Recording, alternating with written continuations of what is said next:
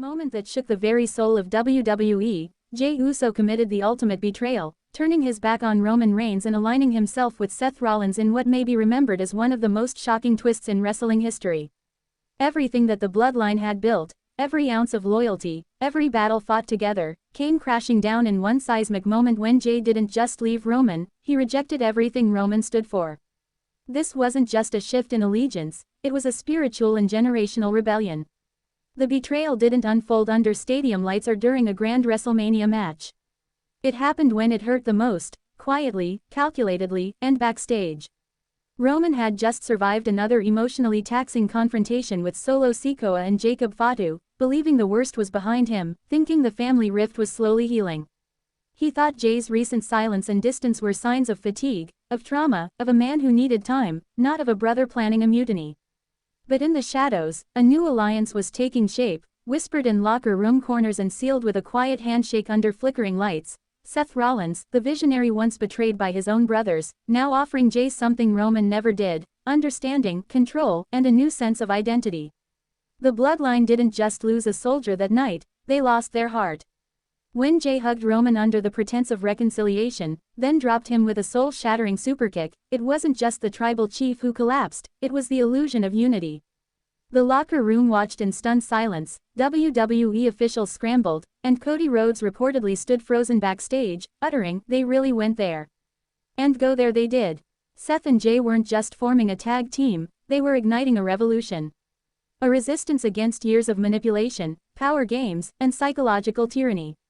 Rumors began to swirl, Sami Zayn watching closely, Kevin Owens taking note, even Drew McIntyre eyeing this uprising with interest. This wasn't about titles, this was about reclaiming voices long silenced. And Jey Uso, once the most loyal warrior of the bloodline, was now its most dangerous enemy. His betrayal was more than emotional, it was strategic. WWE insiders revealed that months of subtle clues led to this crescendo. Jey's refusal to do post-match interviews, the absence of the symbolic finger raise, his isolated walks down the ramp, it was never grief, it was preparation. Fans began reposting these clues like investigators solving a mystery. When the betrayal aired live, the entire arena didn't just react, they transformed.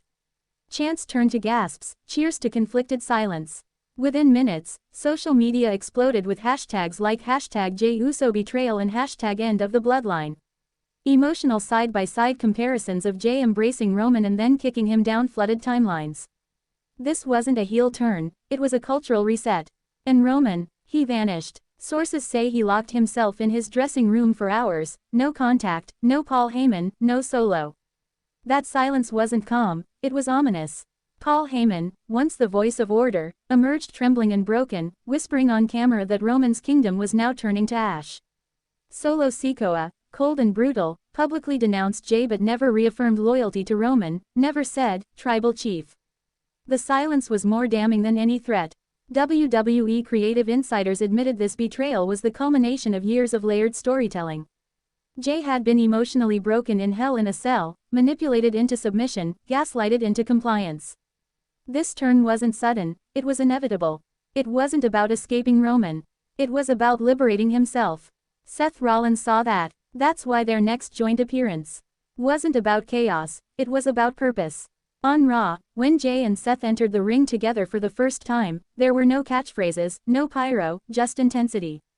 Jey said 5 words, "I did what he wouldn't," and the WWE universe erupted. Those words weren't just a justification, they were a mission statement. Seth followed, dismantling Roman's mythology with brutal clarity, stating that Roman never saw Jey as a chief, only as a soldier. The two shared a knowing look, not of alliance, but of shared trauma. Then Seth dropped the real bomb: they weren't forming a faction, they were launching a movement. A resistance. The Titantron lit up with a new symbol, an Ouroboros, the serpent devouring its own tail, a symbol of rebirth. Under it, the words, "The resistance begins." And that's when the game changed.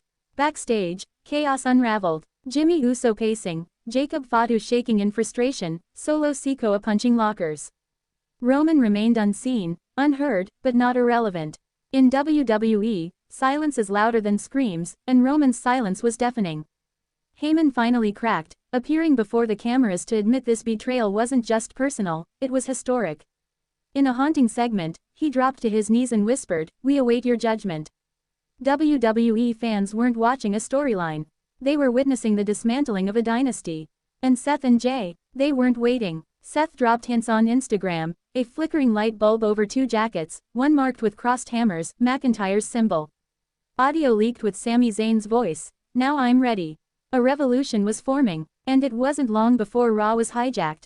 Cody Rhodes was mid-promo when the screen went dark, then glitchy footage of Jey kicking Roman, Seth stomping Solo, Drew glaring into the camera, Sami screaming. The final words, "This isn't Civil War. This is a reckoning." The arena was stunned. Backstage was chaos. Roman still hadn't shown. Paul Heyman disappeared. Solo stormed out. The very structure of WWE was warping. Vince may have left, but the echoes of control were still everywhere. Now a new power was rising, one that rejected blood for principle. Jey Uso, once a pawn, now the face of rebellion. Fans dubbed him the Judas of the Isles. He was no longer main event Jey. He was the spark that lit the fire. And finally, after weeks of silence, Roman returned, not as a champion, but as a ghost of his former self. No title, no lay, no music. He walked to the ring under a single spotlight and spoke with terrifying calm. He acknowledged Jey's betrayal, condemned Seth, and vowed vengeance not through rage, but through destruction. When he comes, he promised, Jey wouldn't just fall, he'd kneel. And Seth, Roman promised he was next. A war had begun, not of factions, but of identities. A chessboard soaked in blood. When Seth was attacked the following week by a black hooded figure, chaos reigned again. The attacker, Roman Reigns himself, dressed in black, no words, just violence. The reckoning was no longer a threat, it was reality. And WWE, it would never be the same.